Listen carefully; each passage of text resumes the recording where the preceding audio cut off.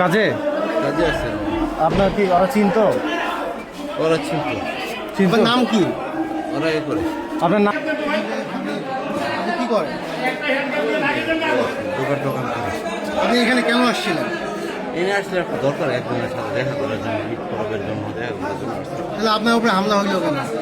ওই যে পোস্টারটা আমি আসছি, তার বলছে তুই আসছিলি মুখ দিন এই আর কি। আপনি কি কোনো দল করেন? আপনি আওয়ামী লীগের কি পদে আছেন?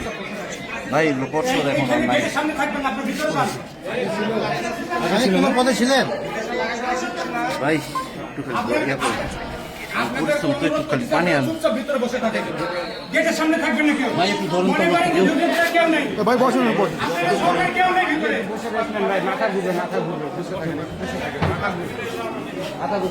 জানি না, কি ঘটনা এটা জানি না। পাবলিকের ঘটনা এটা। বুঝছেন? এটা আপনাদের একটা সমস্যা।